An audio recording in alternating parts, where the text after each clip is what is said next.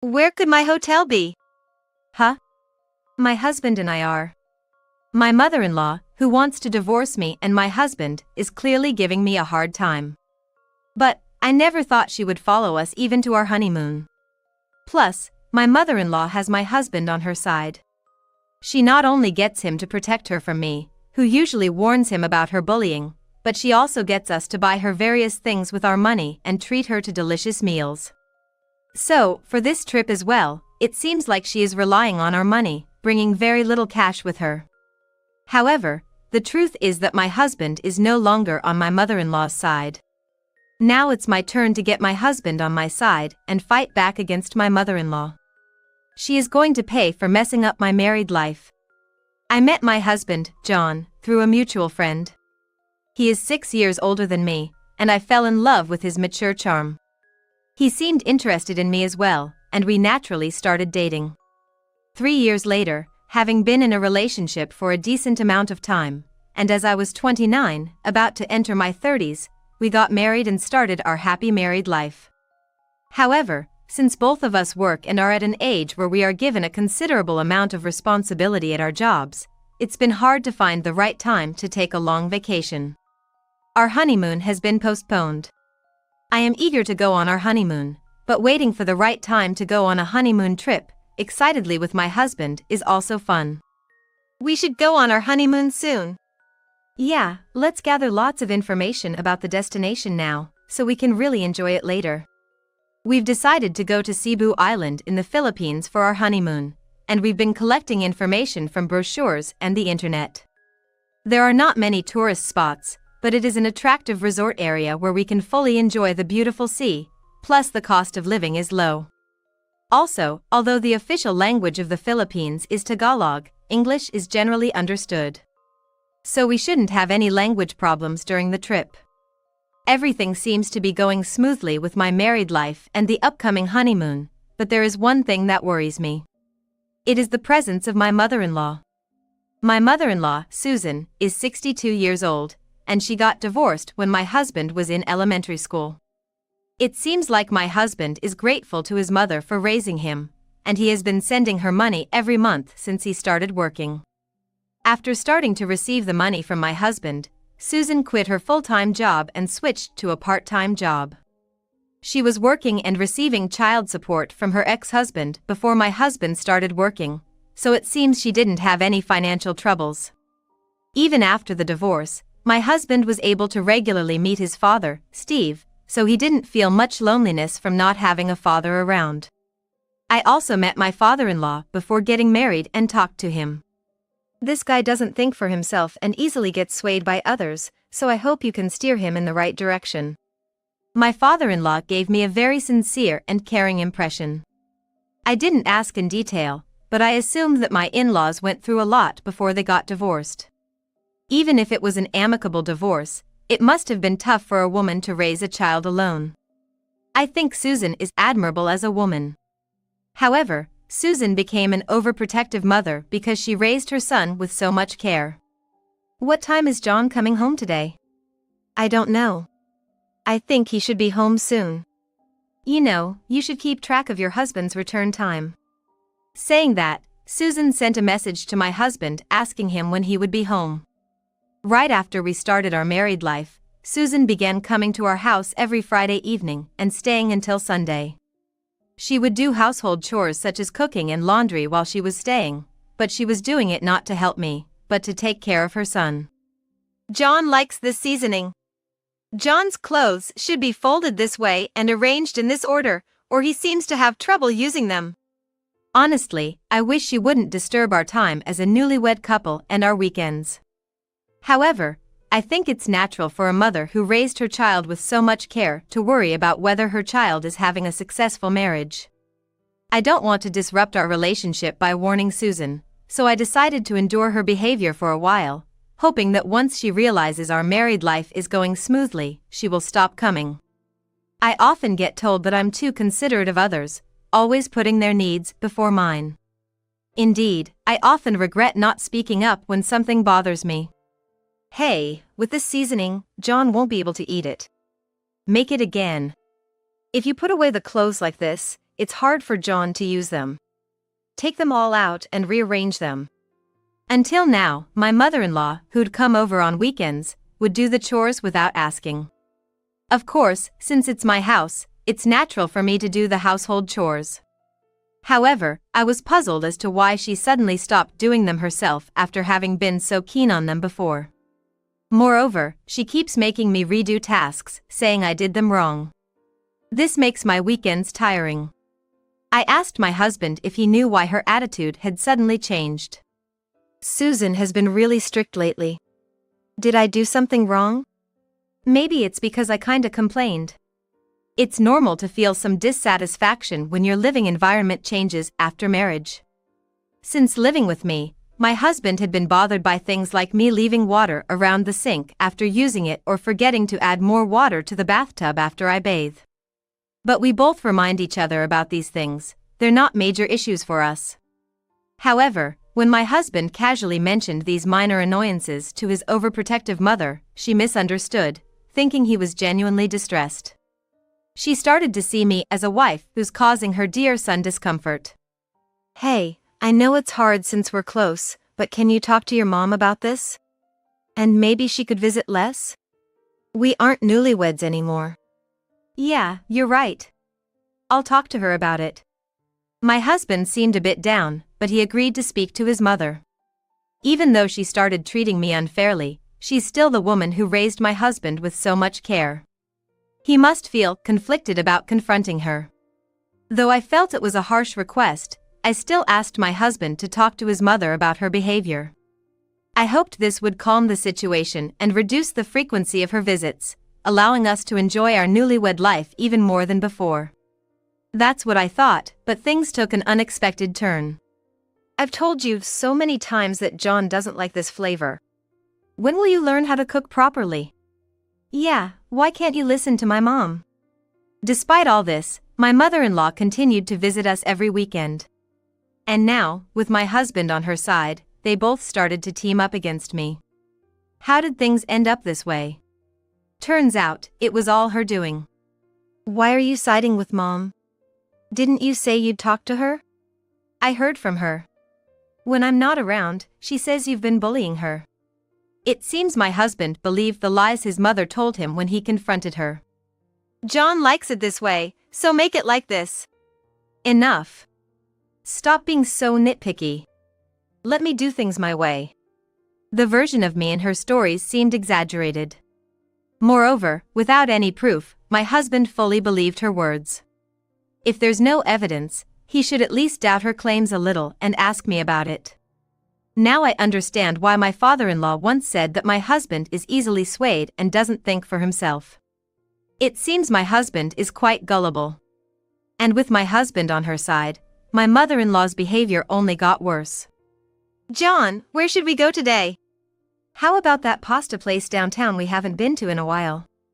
Just stay home, okay? They started to go out, leaving me behind. This is a classic case of a mother-in-law bullying her daughter-in-law. Furthermore, my husband seems to be paying for all her expenses. The money he's spending on her is our money. We got married, which means we need to save for our future, including our retirement and potential childcare costs. It's not right for him to spend it so carelessly. I then overheard a conversation that really shocked me.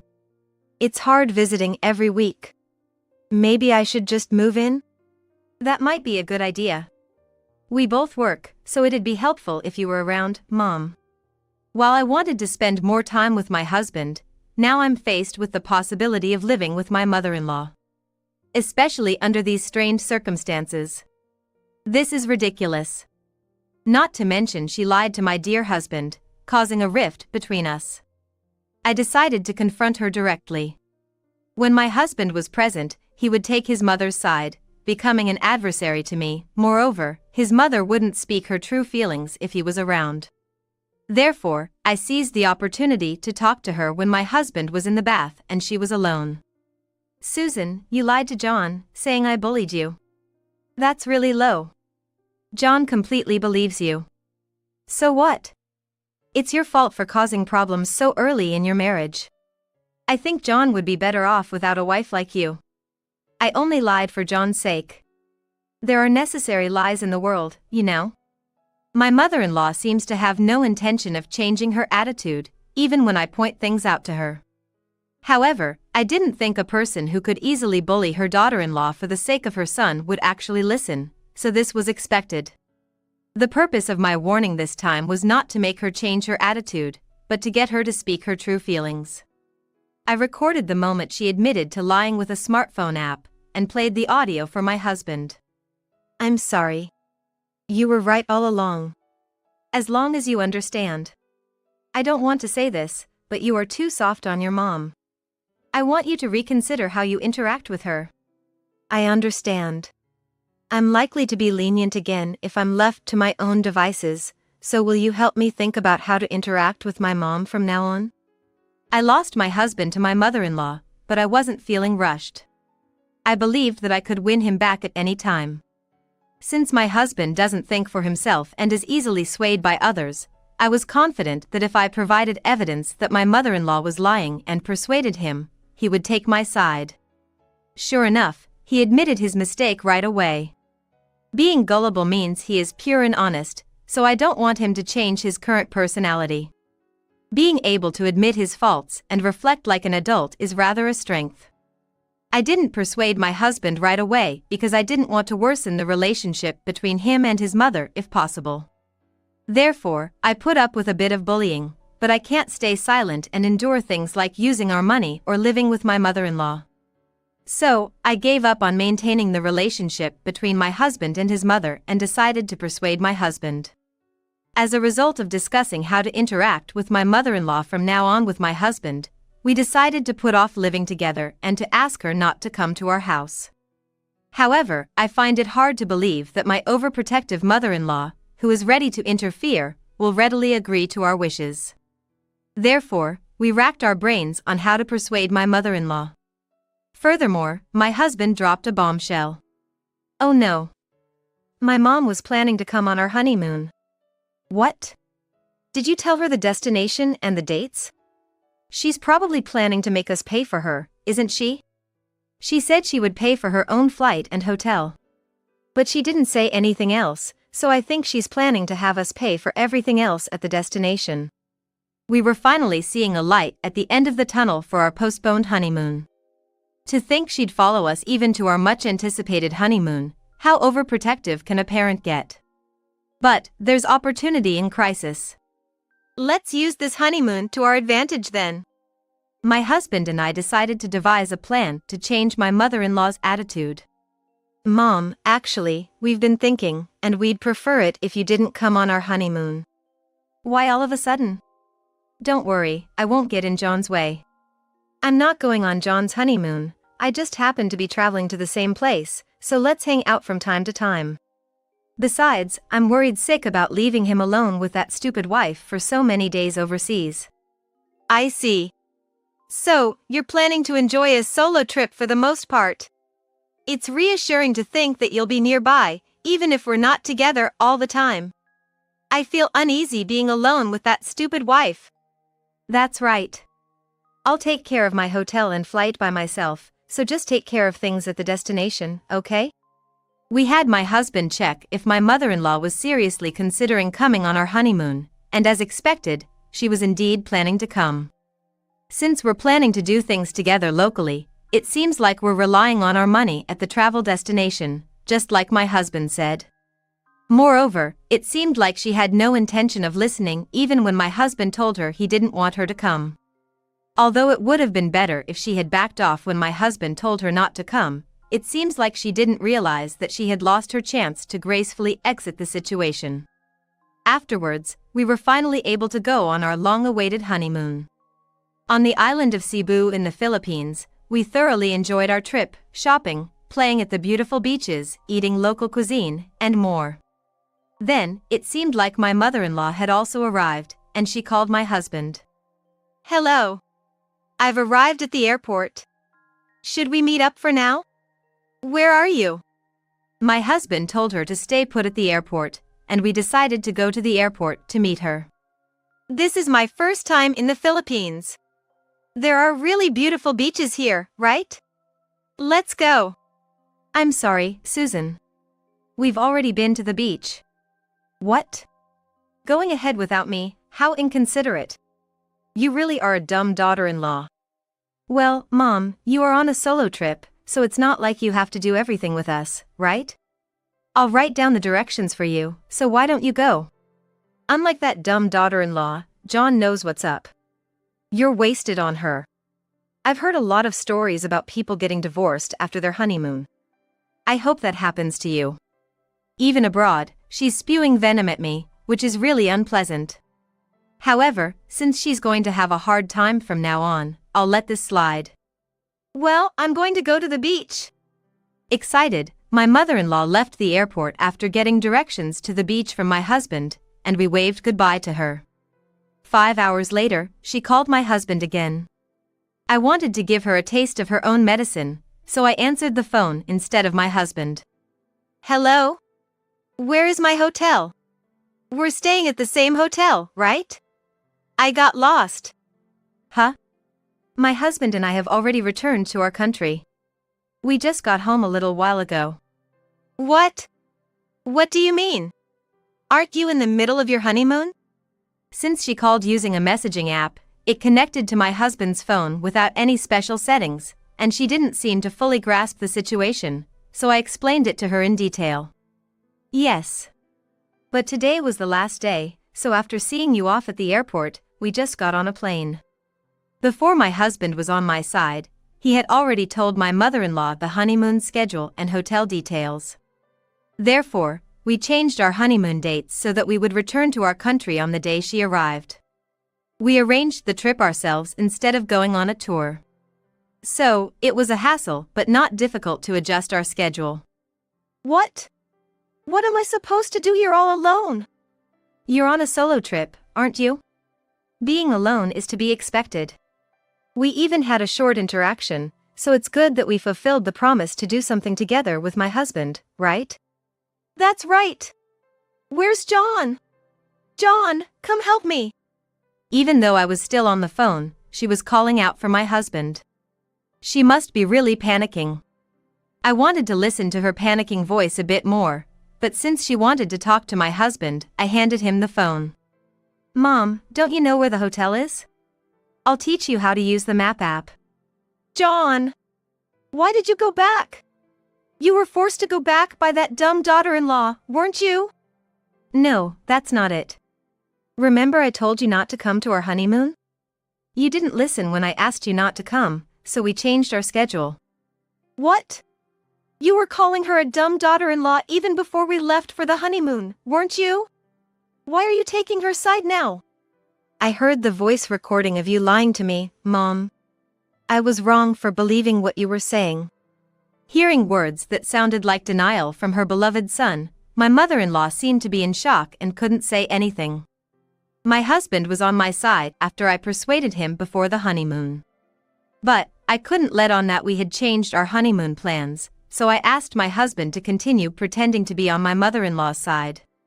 Even though it was all an act, it seemed to hurt him to call me a stupid wife, and he always apologized to me after my mother-in-law left, saying she would be back after the weekend. He's such a genuine person, apologizing even though I tell him it's okay since it's all an act. There was silence for a while, so perhaps thinking there was nothing more to say, my husband hung up. Later, my mother-in-law managed to get to her hotel using her map app and sent a message to my husband. He didn't reply, but she sent messages every now and then, so we were able to keep track of her situation in the Philippines. She was counting on our money, so she had very little cash, which apparently resulted in her staying in her hotel room for 5 days. 5 days after we left my mother-in-law in the Philippines, she arrived at our house in a furious state, luggage from her trip in tow. What the hell is wrong with you two? Do you have any idea what I've been through? She shouted the moment she entered. It was ridiculous. She was the one who had tried to mess up our honeymoon. How could she play the victim? We told you not to come on our honeymoon, but you wouldn't listen. We had no choice but to change our plans. John responded. That's right. And besides, isn't it strange to follow us on our honeymoon in the first place? At that, my mother-in-law glared at me. Even though she pretended to be on my side, she didn't want to be harsh with her son, so it seemed she was planning to direct all her anger at me. For John's sake, this stupid wife who can't even learn to do housework properly is the problem. Just divorce her already. If you won't divorce her, maybe I should kill her myself. If she's gone, John can find a new wife. With that, she shoved me. I was pushed with such force that I couldn't brace myself in time and fell, hitting my back and the back of my head on the floor. Mom, that's way out of line. It was just a little push. She's just making a big deal out of it, she retorted. My husband was furious that his mother had resorted to violence against me. To think that he would stand up for me like that. I'm okay, really, I reassured him, getting up quickly. Seeing that I was all right, my husband threw my mother-in-law out of the house. Just leave for today. I'll get in touch later. After she left, my husband and I exchanged troubled glances. We had actually anticipated that my mother-in-law might come straight to our house to scold me upon her return. So, we had secretly recorded our confrontation with her using a tablet we hid near the entrance. We wanted to capture her threatening me on camera. Our plan was to use the footage to warn her that her threats constituted a crime. And we could report her to the police. We hoped this would make her reflect on her actions and perhaps lead her to reduce the frequency of her visits to our house. Even if we didn't actually intend to go to the police unless absolutely necessary, and we were aware that the police might not take our case seriously. However, now that she had resorted to violence, and we had that on video too, we were contemplating whether we should actually go to the police. While we didn't want to escalate things to that extent, even considering she tried to sabotage our honeymoon, we couldn't just do nothing after she attacked me. This left us in quite a predicament. After a long silence, my husband started making a phone call. Dad, actually, you know. The husband called his father-in-law to consult with him. As the husband nodded in agreement during the conversation, he eventually hung up the phone. You called your father, didn't you? What did he say? He said, don't hold back just because she's your mother. A crime is a crime, and if you don't instill a sense of guilt for doing something wrong, there won't be any reflection. After hearing that from Dad, I realized he was right. It's a thoughtful perspective, typical of a sincere father-in-law. Additionally, the husband is indeed easily swayed by others. This time too, it seems like he's readily accepted his father-in-law's opinion. However, being influenced by others isn't always a bad thing. If you receive sound advice from someone like the father-in-law, it can guide you in the right direction. Even if you get negatively influenced, like by the mother-in-law, acknowledging your mistakes candidly can lead to growth. Since my husband can do that, I really like his personality. Let's go submit this footage to the police. Has the husband grown from the series of events, from being lied to by the mother-in-law, receiving sound advice from the father-in-law, and now this? His expression seemed a bit more resilient than before.